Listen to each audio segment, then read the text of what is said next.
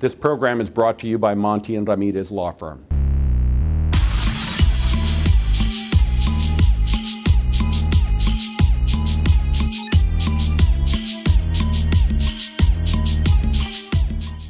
This is Tony Diaz with The Other Side, and you know we're always cutting edge and deep and on political issues of the moment. Right now we're here with our new friend, Jose Antonio Vargas, and he's got an incredible new book, Dear America, Notes of an Undocumented Citizen. And we're doing a live event today. By the time you see this, the event is over. You can still read the book and find out more about what he's all about. But I really want to welcome you to Houston. Oh, thank you. I just found out that the book is available in 150 airports across the country. And you know, I'm undocumented, so a lot of undocumented people reach out and be like, "Is it safe for me to fly?" Wow. And now I'm like, "Yeah, the book is in bookstores of airports." So I'm really happy about that. Well, it's poetic justice on top of it. Well, You know? I would hope so. And you know, when I got the book, I didn't realize that every book gets a Library of Congress number. So. Your book's documented. So I don't have a passport, I don't have a green card, but the book is documented. You gotta love America. No, you're like revealing all these interesting inconsistencies. Now, of course, Yeah. our regular listeners are like, hey, we tuned in to see Jose Antonio Vargas. I'm actually Joseph Chang. Right? That's my little joke. No. So if you see like an Asian-looking person with a Latino name, it means they're Filipino. Right? Like a little tip from me to you, it's called Spanish colonialism, Exactly. right? And that's why. And however, like as you saw with my name, there's no accent on the E because after the Spanish came, the Americans came. And then when they brought their typewriters to the Philippines, they couldn't put accents on our names. So my name is like a marriage of colonialism and imperialism, right? I mean, that was interesting kind of finding out when writing this book. I mean, you and I spoke on the phone about how too often whenever we talk about immigration, we don't really investigate why people come to begin with, right? So like, what did NAFTA do to Mexico? Like, why did Mexican farmers felt the need that they had to come here to feed their families? Right. What did we do to Central America? Like, what did the drug war do to Honduras, El Salvador, and Guatemala? Are we surprised that their governments are unstable?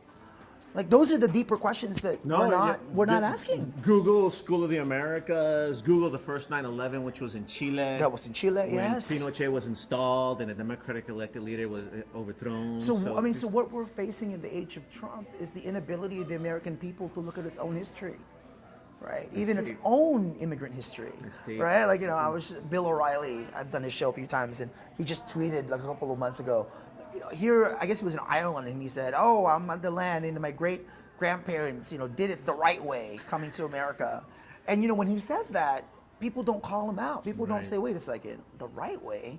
When the Irish came right after the potato famine, there was no visas, there were no border patrol, there was no green cards, right? And so, give me a break, But this is where I think it's so important that people like you, it's so important that we remind people what the real history is, right? And how, in many ways, the media has failed us. Right. And I'm saying this as a journalist who's a part of the media, right?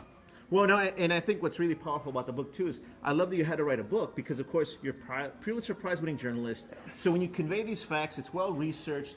And, El Vato can write. We know that. Oh. But you picked a different form. I can write because of American public schools. That's why I can write. I can write because of public libraries. I can write because of Sandra Cisneros. There was only, when I was in high school, freshman year, the only black woman in my school was Mrs. Fuqua, the teacher. She taught English. And one of the first books she had us read after Nathaniel Hawthorne's Scarlet Letter, the Scarlet Letter, was The House on Mango Street. Oh, man. And up to then, all I read was like all white guys. Love it. And then Toni Morrison, and then it. Sandra Cisneros. And so Sandra Cisneros, actually, when I was writing this book, I was thinking a lot about how she constructed the house on Mango Street. Love it. Right? And kind of all the memories of growing up. Esperanza, that young girl in the middle of that story. So we can write. And the beauty of the book is I don't need to tell the government that my mind is free. So therefore, I was able to potent. write this book. That's Yeah. potent. No, of course, Sandra Cisneros, a dear friend in Nuestra Palabra. She's amazing. But on tour, you got the whole Latino intelligentsia. You were Jorge Ramos, Mira It's ama- Hinojosa. Yes, I'm just really lucky. I think the Latino community has kind of like adopted me. Jorge was like, if they arrest you, Jose, you're gonna... Filipinos, we're like the nurses. Right? So you go to like Houston, all the Filipinos here, a lot of them are nurses. So hey, if you're gonna deport me, you're gonna have to deal with Filipino nurses. Well, and I think the other part too is you really make it a universal issue. And Yeah. I'm using this in my Mexican American literature course, Oh, and my that's students, amazing. it really touches them when they hear how you found out that you were undocumented. If you want to share some of that. Yeah, so I came here from the Philippines when I was 12, thought everything was fine, and then I went to the DMV when I was 16 to get a driver's permit, and I brought my green card that my grandfather had given me. You know where this is going. And the woman at the DMV flipped the green card around, and she was the one who said this is fake. And I'm gonna be honest with you. The moment she said that, in my head, all I could think of was, I'm not Mexican. Because this was 1997, right? The height of like Pete Wilson, Proposition 187 in California. And back then, even now, whenever anybody said anything about fake papers or quote unquote illegal people, it was about Mexico. Right. It was about the border. It was about the wall. So I actually internalized that. And it wasn't until I went home and confronted my grandfather Wow. that I found out that it was true. And then my grandfather said, I'm gonna marry a woman, a US citizen, and then work under the table as a janitor. And then when I marry, I'll become an American citizen. Man. And then I told him that I'm gay and that I wasn't gonna correct one lie with one more lie, right? And actually, last night I was just with some friends, and the pressure for undocumented people to marry. I hadn't really thought about that. The pressure that a lot of undocumented people face to marry so that the parents can adjust their status, right? Because once you get married, it impacts the whole family. That's a sitcom that I think I may have to write. But again, what I'm Right. getting No, at it's is heavy duty. the psychology. Right. We haven't even delved We into have that. not. Yeah, we are having in our communities, especially here in Houston, I would imagine, a mental health crisis. Texas is Right. what? Texas is the Alabama of the 21st century when it comes to the issue of immigration. Like 1.8 million undocumented people here, many of whom can't drive legally in the state. Like, what are they carrying? I can only imagine kind of the emotional torture that happens in people's lives. And I know that the church, the church provide that place where you go to the church and everybody feels equal. But other than church, like where else can we go? Right. Like where else can people find to remind themselves that they are more than pieces of papers and they are more than laws that haven't even passed? Right. Where do we go for that? And I would hope that, this is what I'm hoping, looking forward to this event tonight with you, is like we provide that space, right? Where people's humanity doesn't have to be threatened, where people's humanity doesn't have to be questioned.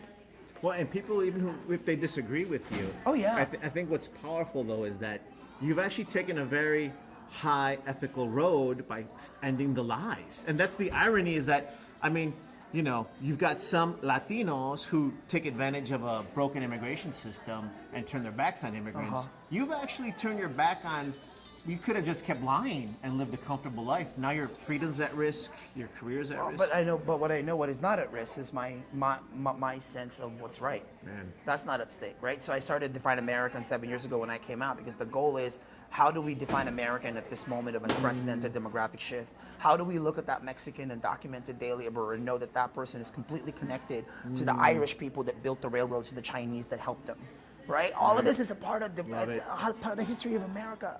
And I think our job is, how do we claim ourselves? I love it. Without trying to keep explaining to people who we are. I love it. Yeah. No, and I'll close with this last question, but I think what's key for folks to understand is the book is potent. Oh, well, thank A you. lot of great scenes that grab you by the heart, really well researched, well studied. But I also love that it can be used in a lot of different classes. It should be. We'll give this interview out online, etc. Yeah. But you talk a lot about changing the master narrative, and I think you really are doing that. Why don't we close with you telling us a little about that? The master narrative to me is how this country was created in the first place and who created it. So all those people that said my ancestors did it the right way, That's a narrative that we got to flip. That's a master narrative that we got to correct. People who say that people like us don't contribute to this country. That's a master narrative that is utterly, utterly false, that Fox News keeps reporting every day. And they're so good at it that the New York Times and the Washington Post follow them. The master narrative is us telling people that they are enough. They are enough. And I would hope that at a time like this, again, we find peace with each other, right? That's what's up. Yeah. We're blessed Thank to you have so you here. much. Good Thank luck you so with the much. book. Thank you, thank you, thank you. This program is brought to you by Monty and Ramirez Law Firm. We are here to help you with your immigration needs. We help families and businesses in immigration matters.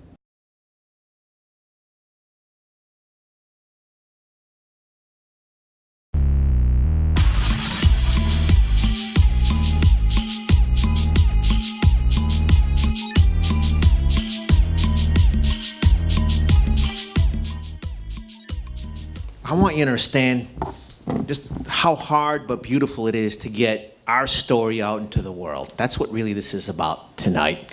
And I want to thank my colleagues from Nuestra Palabra, Latino Writers Avenue, say that have been doing it since 1998. I want to thank Talento Bilingüe de Houston because this is their facility. I also want to thank other partners. Tonight we want to thank the Mayor's Hispanic Advisory Board Arts Committee. They've been a big part of sponsoring this as well. I think we have Mary Helen Cavazos from the Mayor's Hispanic Advisory Council. And if not, we might acknowledge her later as well. We also want to thank our representatives from the city. We have Mrs. Zentano, who is representing City Councilwoman Carla Cisneros. Where are you, Miss? Ah, fantastic. So a round of applause. Thank you so much. And I say that because we're in her district, and when we do great events and people come, they know that it does have an impact in the community. We also want to thank the Mexican American Bar Association of Houston because they donated tickets so that students could come for free. And I believe one of their board members, Carolina Ortuzar Diaz, is here. Carolina, if you could stand up. I want to applaud the Mexican American Bar Association of Houston. Other donors as well, Gordon Kwan and Joe Perez, they're lawyers with a radio show called Coming to America. They donated as well. Coming to America, great show, KPFT, my brothers and sisters from KPFT. That's right. And of course, fellow KPFT programmer, our show, thank you for reminding us, our show is on Tuesdays. I'm LSB. Perfect, board, she's my boss, so she's my boss. We're on the air every Tuesday from 6 p.m. to 7 p.m. We had a great interview with Jose that aired last week. Of course, it's out there on SoundCloud. And of course, the show Coming to America comes on right after our show. Another organization, which sounds dangerous, it's called Dangerous Goods. But they donated tickets as well. I want to give them a round of applause. And then Kim Villarreal as well, who donated a seat as well. And that meant that students from Lone Star College could come, from Bel Air High School. And we have another teacher, Mr. Ron Castro, who's going to come up in a little bit. Where are you, Ron? Ron, okay. He's going to come up in a little bit because they're paying it forward. We also have Cristo Rey High School here as well. And they're going to pay it forward in a little bit because that's why we do this. Because I want you to understand, you may have mistaken us for only writers. You have mistaken us for only community organizers. We are, in fact, cultural accelerators. ¿Verdad? ¿Verdad? Which means if we wait for others to thrill the imaginations of folks in the country and change the narrative of many master narratives, we'll keep waiting. If we wait for folks to get these books into the hands of students, we will keep waiting. And if we wait for our community to get organized, we will keep waiting. But what you've helped do is make sure that this book will be taught in classes as soon as tomorrow, right? And when you read Jose's book, he talks about the master narrative. Of course, he does it in a very brilliant fashion, right? You're like, oh, good, Professor Diaz is here. We're about to have a 2-hour lecture on master narrative. pop quizzes. But the book is deep. I'm teaching this book in my Mexican literature course. Okay? Okay? All right. And actually, we have Stalina, one of my colleagues who teaches Mexican literature at Houston Community College. Applause to Houston Community College. But I want to say this because we cannot take lightly how hard it is to open minds. And these books do that. I was interviewing Jose earlier in the lobby for our TV show. And the TV show is it's on Houston Media Access. It's called The Other Side. Oh man, all right, yes. We have our viewer. Our viewer is in the room. Fantastic.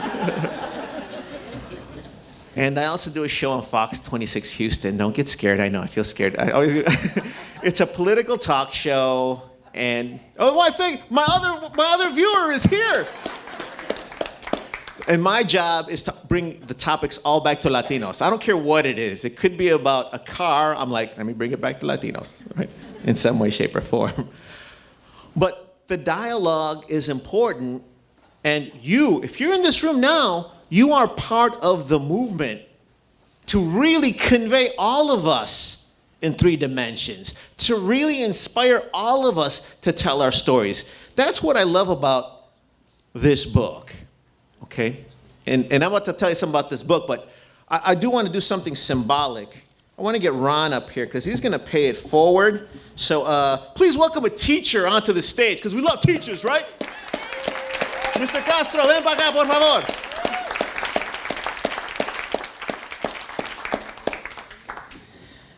So we've got many folks that came, but he's also made a commitment to continue supporting Houston Latino art and culture throughout the semester.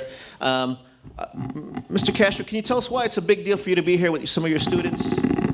So, Isel can hold this. So I actually picked up Isel from her art class this morning. Tony had texted me last night. He's like, hey, I got some tickets. And I was like, man, my students would love to come. And most of my students who are really interested are in these art classes. You're in the photography class. And she's learning how to produce this at a higher level because here at Yes Prep, we need funding for nearly everything. We're not just a public school, we're a public charter where everything's a little extra. So I like the idea of giving my kids a bigger chance to show off what they can do. I'm in charge of Hispanic Heritage Month at my school, so I've got to decorate every single wall. But I'm a geography teacher. I'm not even an artist. And I think to myself, like, no, you know what? There's a little art in all of us, and if you can nurture it, it gets bigger. So when I think about Isel and the other students in school, I see a little bit of me in there. Like, had I been given a bigger chance, I might be like painting the walls bigger. So I think of her here in a year or two, like painting giant walls. That's my goal. That means a lot. Thank you. Thank you. Very much. Yeah, you taking that? So we appreciate you pledging to pay it forward to support Houston Latinx art. Tweet it, post it, and we'll make sure we announce it on the radio show as well, and we're united. So thank you so much. Thank you. Thank you so much for all you do.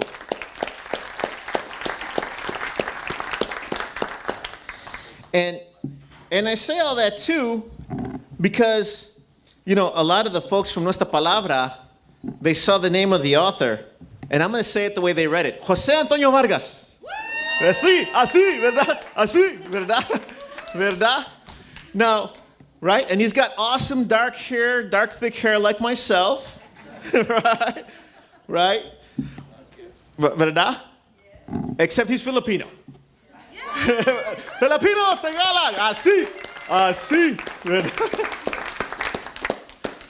And some folks will be like, wait a second, okay? What? What I love about this book and what Jose does is that in a very eloquent and fascinating way, he brings in the colonial history of Spain, which also delved into the Philippines. There's a whole era in there, right? That is not talked about. Unfortunately, in Texas, I'm very proud that we just passed last Friday Texas State Board of Education voted to endorse Mexican American Studies statewide, which is a big deal. That is a very big deal. That is a very big deal. But the class I really want to teach is the one about, he writes about Mexican Jose and Filipino Jose, right? Where the black and brown experience overlap. That's what we're getting to at some point. This book, I strongly believe, is the progenitor of that. On top of it, it is so well written aesthetically.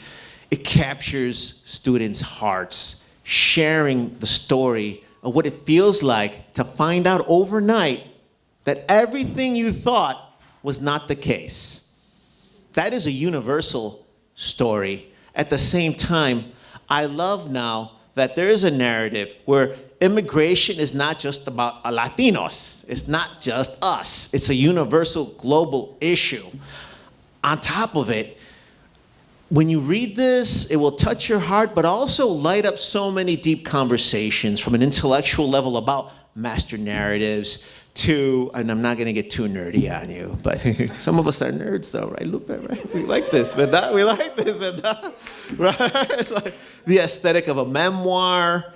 He breaks this up differently than a typical memoir, coming-of-age novel, story, etc.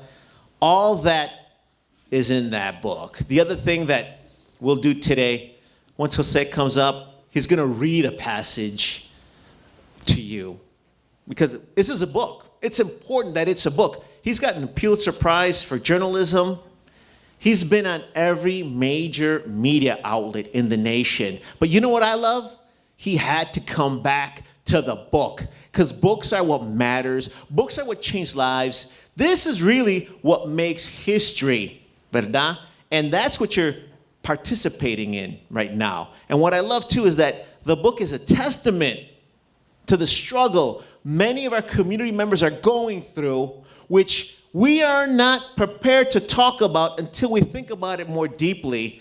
And Jose has given us those tools on several levels. That's what's going on tonight. You're just going to be having a great time, meeting interesting people, hearing a great talk. In the process of that, I hope you appreciate how awesome Houston is, because this is going on at the highest intellectual level, at the deepest level of community. And I really think that Jose really is a giant of American letters. So, ladies and gentlemen, please welcome the person who's changing the conversation in America, Jose Antonio Vargas.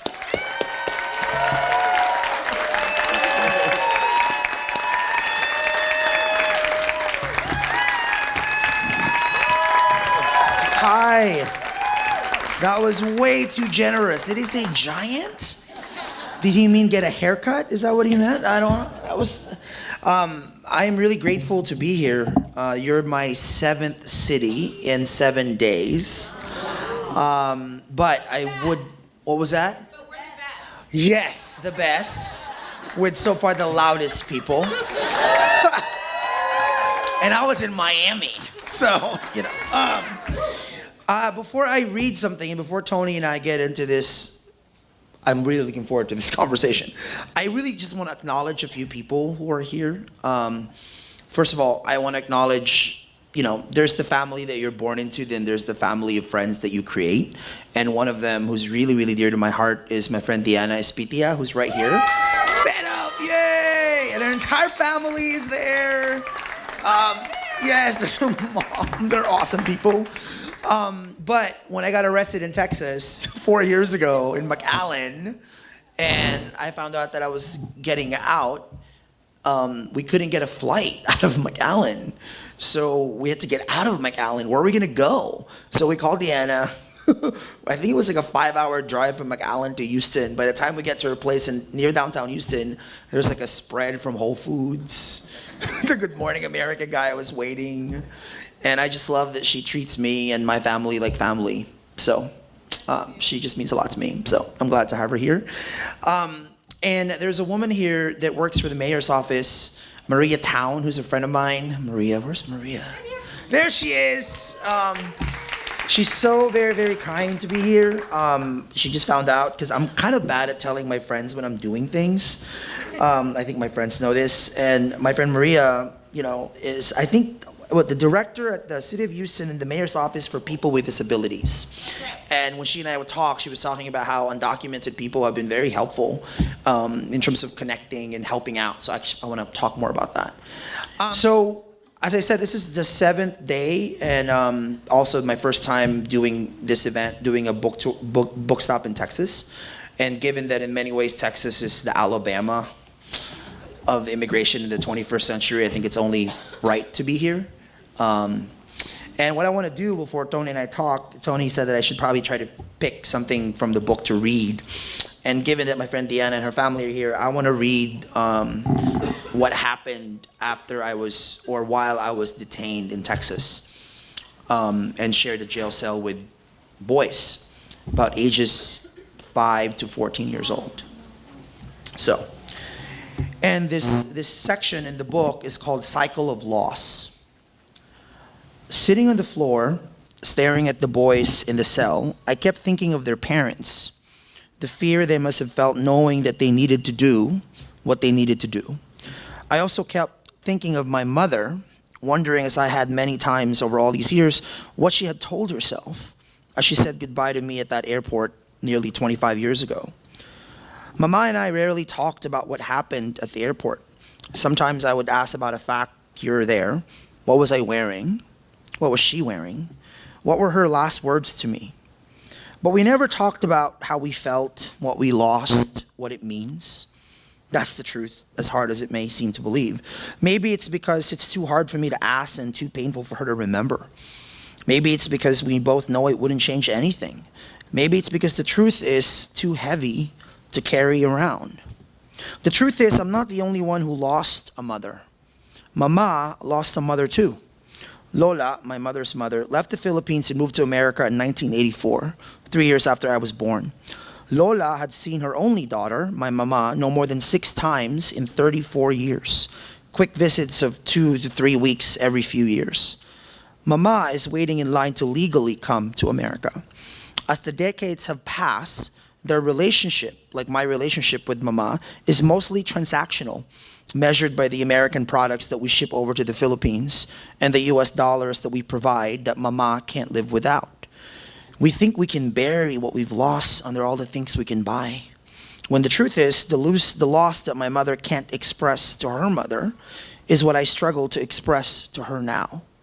The truth is, if Mama had known then what she knows now, that calling her on the phone is difficult because I can't really pretend that I know the voice on the other end of the line, that seeing her on Skype or FaceTime feels like some sort of twisted joke, exposing the reality that the technology that easily connects us has rendered the very borders that divide us even more visible. I'm not sure she would have said goodbye at the airport. On one of our rare phone calls, she said, "I look at you now, the person you've become, and how can I have any regrets?" I'm sure she meant it as a statement, but it sounded like a question. The truth is, there's a part of me, I'm uncertain how much, who is still in that airplane, wondering why Mama put me there. That's potent. Thank you very much for reading that to us. And we did want to start with a reading from the book, mostly because there's so many powerful passages from the book. And we will have time at the end to dialogue with folks. There's a lot of folks who want to acknowledge, especially from the immigrant activist community. But first, I really was blown away by the book. Oh, And thank you. No, and maybe you could tell us. Let's argue about books because you have. I mean, you've been on social media before it was common. Yeah. Yes. Mainstream media. You've got highest awards from mainstream media too. I mean, the Pulitzer Prize is huge. It's beautiful that you won. That. I just want a green card. You can have it. It's in my grandma's bedroom. Well, if you vote a certain way this November. Just But now, we have a lot of nonprofit partners. They're nervous right now. All I said is the vote, right? That's all I said.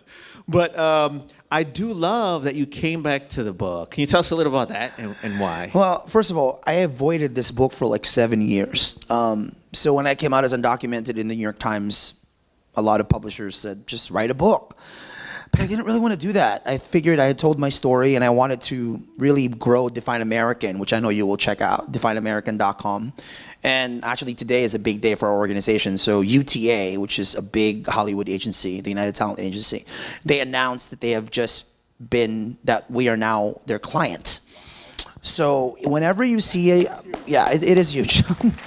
Meaning whenever you see a television show like Grey's Anatomy or Superstore, or Jane the Virgin, and they have immigration storylines. We're the ones actually looking at those storylines and figuring out how we can better help storytellers humanize what this issue is. We're also going to be developing a lot of original content for exciting partners, which we will tell more about later. So meaning this is really, for me, what the LGBT rights movement understood from the very beginning. Right? Which is that you cannot change the politics of an issue until you change what the conversation of the issue is about. Do you remember that time when Ellen was on the cover of Time magazine in 1997? Right? 2 years later, Will and Grace was the #1 show on television.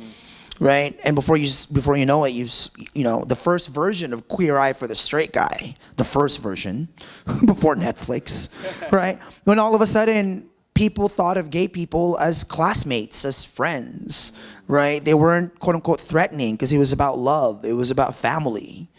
So as a gay man, I'm proud to say that, you know, we live in a country where, for the most part, it's culturally unacceptable to be anti-gay and homophobic.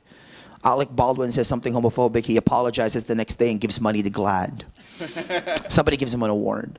But in this country, you say something anti-immigrant, not only is it culturally acceptable, you win the White House. Dang. Right? Dang. So no amount of passing immigration reform, no amount of DACA or any acronym we can come up with, that will never be enough until people actually understand that we're talking about human beings and their families. Right? So Hollywood today, the fact that that was announced in the big trade paper in Hollywood, which is Deadline, was really a big win for us. And it's a big kind of planting of the flag saying, you cannot talk about immigration without talking to Define American. So I was too busy growing that to deal with this book. And then Trump got elected president. And the building manager, I convinced myself when I was 16, when I found that I was here illegally, that I could just succeed my way into America. I thought you win a Pulitzer, I don't know how to pronounce it. You make a lot of money. You get published in prestigious newspapers, writing perfect English. You live in New York, which is the media capital of the world. You do all those things, and then this will fix itself, right? So there I was in my apartment in downtown LA. Deanna has been there. It's like a gorgeous apartment. It's kind of like the apartment that Frasier had in that show. I have that apartment, like with all the furniture you could possibly. I'm Filipino, so they all sleep over. One time I think I had like 20 relatives sleeping at the house. Because you know how it is, right? Every couch is like a bed. So I had one of those houses. That sounds Mexican to me too. So Totally. Pura raza right Totally, there, man. yes, totally. Because you know, they would be offended if you said stay at the hotel. They're like, oh hell no, we're bringing pillows and we're staying at your house. So you know, I could fit them all in the house, great. So then after the election, the building manager, who I'm friendly with, whenever he saw me on Fox News, he was like, hey, good job going up against Tucker. He texted me out of the blue and said, hey, Jose, we're not sure we can protect you if I showed up. And it was so interesting that he texted it. I was like, so of course I like knock in the office. I'm like, what was that you just said? The rent is expensive and I'm always on time. So what's going on, you know? And it was this genuine concern. You know, I don't know if you remember the early days after Trump was elected, people's IDs were getting checked at airports, right? Amtrak, people riding the train. I had a lot of, as you can imagine, I have a lot of lawyer friends of every ethnicity and background. I think 8 of my lawyer friends are like, okay, California is big enough, Jose. Can you just stay in California and not fly? So I was really faced with this predicament of what am I gonna do now? I have this big ass Frasier apartment, but I can't go anywhere. So then I decided to pack everything up. I packed everything up. It's still in storage. All the things that matter, like my high school diploma, which is probably like my most prized possession, all of the mementos that you keep, I just put it in my grandmother's garage in Mountain View, where I grew up. And I haven't had a place since. Wow. So that was February 2017. So putting myself in this position where I'm facing myself was the process of writing the book. Originally, I wanted to write Deanna knows this because we were together in Miami. We tried to spend years together in Miami when I was like, I gotta go write this book. And I thought I was gonna write like a manifesto, like a migration manifesto. Like, if this iPhone can be manufactured in China, delivered to Cupertino, and end up in New York where I buy it, if this iPhone can have more migrant right than a human being, then we're really in trouble. I was gonna do that for a book. And then my book editor was like, no, we're not doing that. She said to me, can you write the top 10 most painful experiences of your life? I came up with 15. And then after I wrote it, I made the list. Every single one of them was either about I was lying to someone, I was passing as someone that I'm not. Like the first time I found out I was here illegally, the first thing I did was get rid of my Tagalog accent, which is kind of like that, right? So I thought, watch a lot of PBS with Bill Moyers, so you can talk white as possible, even with the accent kind of thing. And you gotta listen to Dr. Dre, so talk black too. So talk white and black, And look, if you're not black or white in this country, it's like, where do you go, right? So I thought I could just pass. I remember when I got hired at the Washington Post, people were like, you sound so California. I'm like, yay, I've succeeded. Then the third thing was, it was either about I lied, I tried to pass, or I was hiding. And I thought this whole time I was just hiding from the government, when actually the truth is I've been hiding from my own friends. Like, I've been hiding from my own family because, my grandmother was 81 now, who's a naturalized U.S. citizen. I can't even talk about what kind of grief I've caused this woman, which is why whenever she wants to go to Vegas, I take her. Right? I take her to like sit in the slot machine for like 3 days at a time because I know how much pain I caused this woman, but she doesn't really have the language to talk to me about it, right? So not only am I hiding from everybody else, I'm hiding from my grandmother because I don't know how to talk to her about this. Even in this book tour, I'm going to Mississippi next month. We'll see what happens there. Right? I have to be kind of prepared if ICE does what it does. So the book is about lying, passing, and hiding. And then as I wrote it, I started realizing that you don't have to be undocumented to relate to any of that. Right? It was really important for me to write about this issue like it's not an issue. I didn't want to write about it from the frame of, are we going to pass immigration reform?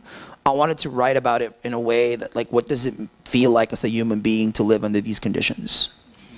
And because I read a lot, I'm kind of a nerd.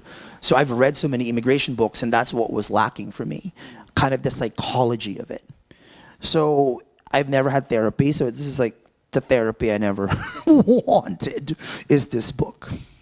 Well, and I do want to dwell on that because I would like folks to appreciate that, of course, we're in a state where there's Latinos and elected officials who've benefited from a broken immigration system and then turned their back on immigrants.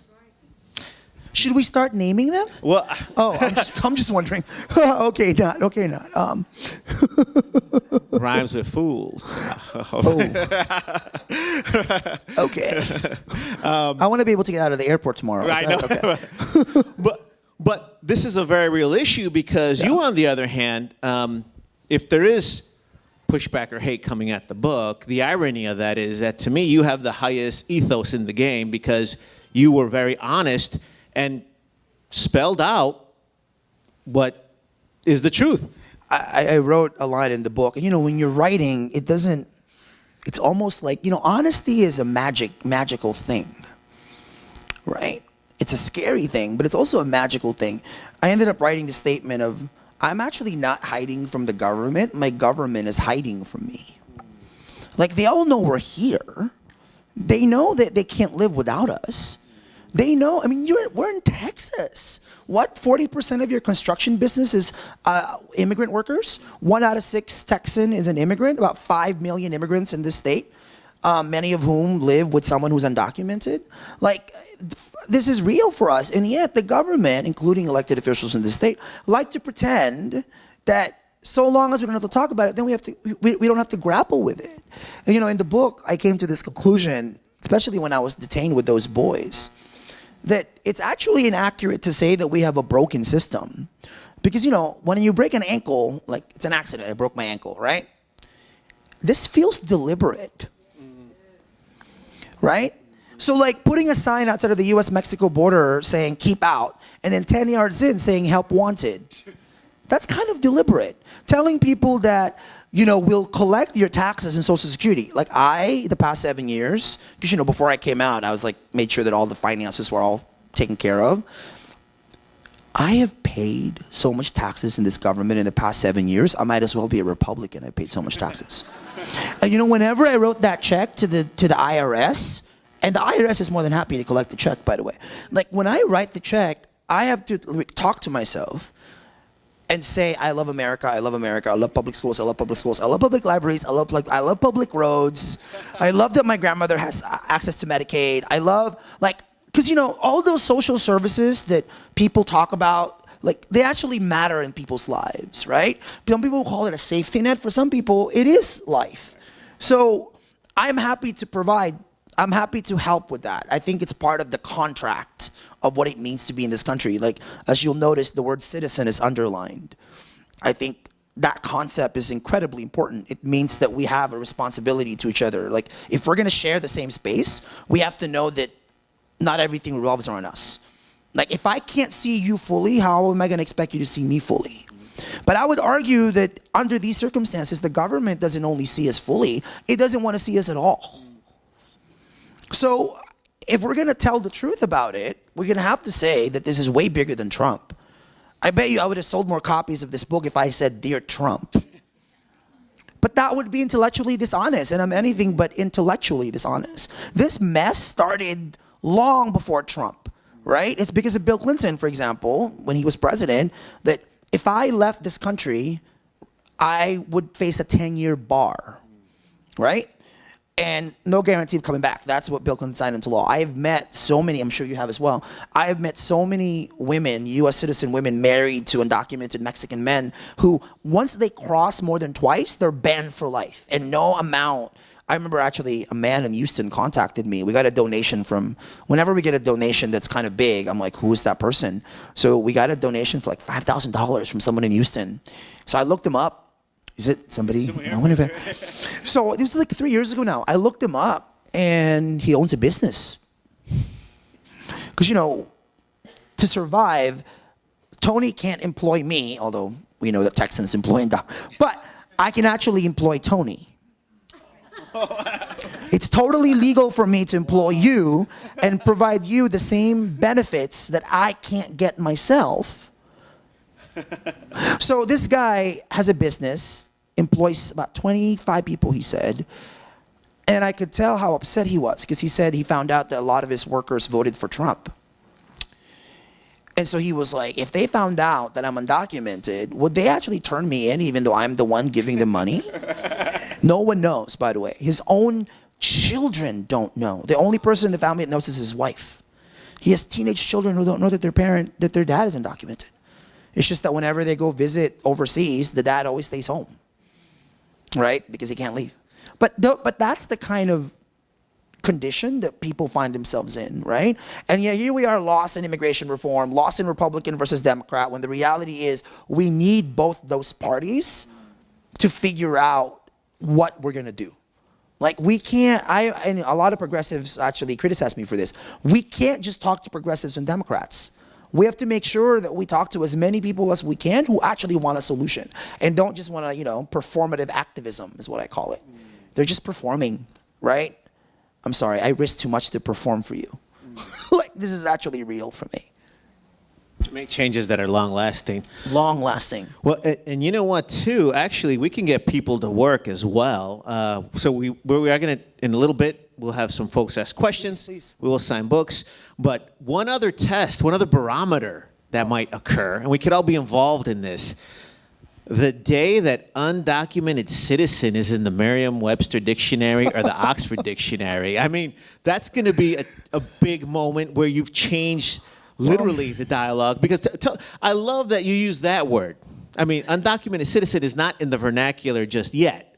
What do you think it would mean to have this to see that on the day Fox News, right? The day they dropped the word. I'm going on next week, so that'll sneak be it fun. in. I'm sure people are going to love the word citizen. That was inspired by two conversations. One, I was doing an event in North Carolina, and this elderly black woman waited for me after the event, and she pulled me aside, and she said, "Young man, I saw you on PBS." I forgot what show I was in. But then she goes, "I'm not an immigrant. My ancestors were brought here against their will." And then she pulled out this really old, kind of crumpled piece of paper, and she opened it up, and it was a bill of sale. I've never seen a bill of sale. And she says to me, "Can you explain the difference between the paper, the bill of sale that her great-great-grandmother got when she landed in Charleston and was sold as a slave, versus the papers that you and your people can't seem to get?" And then she goes, "This is not about papers, young man. Think bigger." So that was 2013. So here I am thinking, let's pass immigration reform, we'll free people. And this woman is telling me, wait a second, who makes up the laws? What is the Black Lives Matter conversation about? Right? Isn't equal protection of people guaranteed in the 14th Amendment? Are we saying that we pass immigration reform, all of a sudden 11 million people? And by the way, it's way more than 11 million people. If I count all the white people that I meet at Starbucks who tell me they're undocumented, it's way more than 11 million people. Right? I meet them, sometimes they want to buy me iced coffee, and I'm like, "No, I have it, thank you." And usually they come up to me because they feel really guilty that whenever this issue comes up, it's not about them. Right? Because they can pass. And then a few months ago, after Hurricane Maria, almost a year ago, a few months ago, this young man emailed me. He lives in San Juan in Puerto Rico, and he says, "Hey, I know you're not a citizen, Jose, but I'm a citizen. It's not everything it's cracked up to be, man. Look how we're being treated." So that's a provocative word, right? Especially because I'm from a family where everybody else is a U.S. citizen or a green card holder. And I counted, my last count, 8 aunts and uncles who are U.S. green card holders who are here legally working but have decided not to become a U.S. citizen. Why? First of all, they're complaining about the money. It's like $500. And I'm like, "I'll give you the money." So when they say that, they're like, I don't even really know if they want us here. So America is just a place where they work. It's a place, America is something they eat, something they consume, something they wear. It's not something they participate in. So I think that's really, really important because, we are looking at these midterms coming up. All of our family members, who can be voters, who can participate, why are they choosing not to participate? And what is our job, right, to make them feel that it is part of the contract that we're in? Whether or not you're a citizen by paper or by law, the fact that we share the same space and drive the same roads and go to the same schools mean we have a responsibility to each other. So I would argue that it's a greater kind of citizenship. And I would argue, furthermore, in a state where there's 1.8 million undocumented people, I would argue that those 1.8 million undocumented people exhibit a greater kind of citizenship that other Americans don't even understand. Right? That's what I would argue. And I think that's the conversation. And I would hope that at a time like this, at Divide American, we like to say that we got to where we got because we don't have enough uncomfortable conversations. And that means something as simple as questioning your racist uncle or mom who says something really anti-Mexican or anti-immigrant in the dinner table. How quick are you to ignore them during Thanksgiving? When Thanksgiving comes, you go to Divine American, we're having this entire campaign of a gift of uncomfortable conversation that you can take to work and print out and just give to your coworker who says that thing about, why can't these people just fix the problem, right? What's up with the accent or whatever? Just give it to them. It's going to be really uncomfortable, but I would argue that it's going to take that to get to a better place. That's awesome.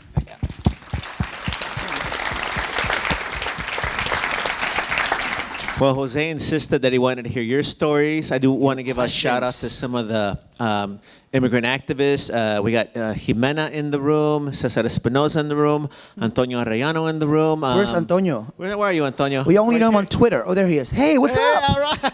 He's big on Twitter. Everybody follow him. Well, he's got that cool truck. Yes, I know. Yes. That'll be all over during the debates, so, which is cool. Which is very cool. So, would someone like to start with a question or insight? Or else you're gonna make I'll me let you nervous. go. Is there a mic somewhere? Oh, there's a mic. Okay, great. And should folks be tagging Define America on social Yeah, media Define right now? American on social media and hashtag Dear America for the book if you want to put anything. Good evening. My name is Lupe Mendez, local writer, teacher. Question, I guess, is so currently I am working in the very background of the activist forums, doing, I guess you can call, Immigration Policy 101, like going into the history of U.S. immigration. And the first statements I make to individuals and organizations that I present to is, if you have the romanticized idea of what U.S. immigration looks like, that your forefathers came to figure out their way and reach the American dream, that it's quote, it's, and excuse my French, it's all bullshit. Immigration policy in the U.S. has never, for one specific instance, ever been about protecting a human body that crosses into this space. It's always been about what can be exploited and then used for those bodies that are here. How in depth do you get an opportunity to speak about that kind of history from like the beginnings of immigration policy stem from states' rights? Yes, yes, And absolutely. so like how having done the research, I keep having to update my PowerPoints. It's always like an extra 3 slides in the last, like every week it's a brand new, I'm like, oh, and I'm adding this. So like, do you get into those deep conversations? When you're at, you said you're a teacher. What grade do you teach? I teach senior English at Cristo Rey College. Oh, yay. Preparatory. It's a senior English class. I refused to teach British Lit. And then offered them my resignation if I didn't get the opportunity to teach an Authors of Color course. By the way, I had no idea until a few years ago that Texas plays an incredible role in deciding what is appropriate to be taught in schools. Yes, sir. What is that about? So I am so happy bringing up this question. I had this surreal experience a few months ago. No, sir, keep the mic, just in case. Okay. I had this surreal experience a few months ago where the school district that I attended as a middle schooler when I first got here as a 6th grader decided to name an elementary school after me, which is bananas. It's bananas. I thought it was a joke because I'm like, I'm not dead yet. Can you like wait until somebody, But it's real, and to my surprise, the principal, Dr. Mike Jones, and the superintendent actually want to involve me in curriculum, That's brilliant. which is crazy. That should also get you a parking spot, at least, right? It's from K to 5th grade, public school, 430 kids. And the principal is asking me, how should we teach the elementary students about migration? So then, of course, because I'm a nerd, I started looking online and figuring out, how do teachers talk about migration to elementary, middle school, high school students? They don't, for the most part. Or if they do, the Middle Passage, the Trail of Tears, right? Guadalupe Hidalgo, like everything that people ought to know about the creation of America that is based on displacement of people and slavery get really, quote unquote, whitewashed. I would argue that we are now at a point, I would hope that at a time like this, that there is no escaping the fact that education is at the heart of this entire enterprise. I was doing an event this actually inspired me a few years ago. I was doing an event at the University of Georgia, which is a conservative school, I didn't know. And the college Republican president kind of tried to heckle me, which was always fun, And then, people usually ask us, people of color, where are you from? So I've gotten into this habit of like asking white people where are they from. So I asked the young man, hey, where are you from? I'm American, he says. No, where are you from? I'm white. Well, white is not a country. Where are you from? And when that happens, when someone who's like trying to be assertive all of a sudden kind of goes, oh, I don't know. Well, wait a second. You don't know. Unless you're a Native American or African American who was forcibly brought here, you have to answer 3 questions. Where'd you come from? How'd you get here? Who paid? The Philippines? Smuggled? $4,500 for the fake papers. So if you don't know those 3 things, then you can't obsess over a border and a wall you don't even freaking understand. And the fact that young white people, even the woke ones, don't know their own immigration history, to me, is appalling.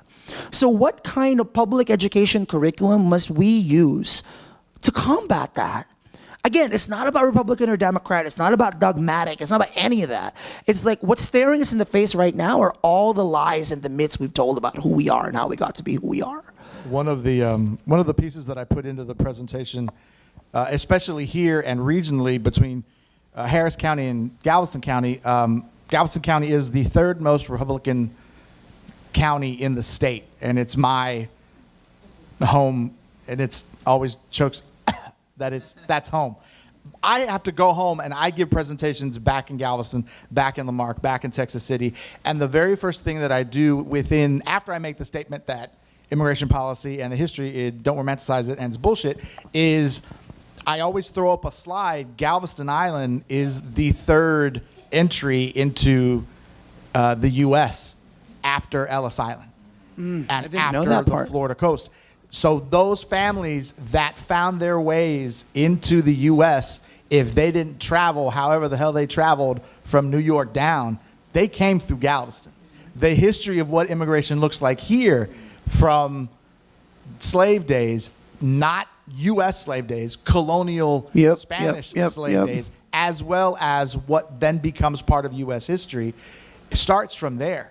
If you look at Texas history and its collection and connection to both Italian, Irish, and German ancestry, all those families were just as broke and just there. And just needed the same kind of welfare that they're now taking away from people. Exactly. So my point here is this, and not Define American because of this school, we're now going to enter this work, right? I never thought for a million years when I started doing this work that they would ever be in Jose Antonio Vargas Elementary School. And now I feel kind of like, what are we going to tell these kids, right? And so I would hope that all of us in some way would get really involved with how immigration is being taught in whatever school your kids are attending. I think for me, that's a part of activism that should be fundamental, right? But thank you for that question. Thank you. What else? The Latino community, I didn't even really know how to say Jose because, we said Jose, I feel like the acceptance and the welcome from the Latino community all across the country has just been amazing. And I know that whatever happens to me, like y'all are gonna be right there. Right. Not only that, all the white people and all the black people and everybody. I just want you to know that, I am feeling, I don't know what's gonna happen in the next few months as I do what I'm doing. But I know that whatever happens, you got my back. Exactly. So thank you. Exactly. So bring the table out right here. This is 2 from Brazos Bookstore. Do we love Brazos Bookstore or what? Right? We love Brazos. So you'll have a little post-it note for people to sign, and then you'll come up, and this is of course, because I'm up here, I'm going to get my sign first. But you should also take a selfie with him and post it. So I'm gonna model that right now. So why? Thank you very much. My hair sucks though, but okay, it's fine. Your hair looks fly, brother. This program is brought to you by Monty and Ramirez Law Firm. We are here to help you with your immigration needs. We help families and businesses in immigration matters.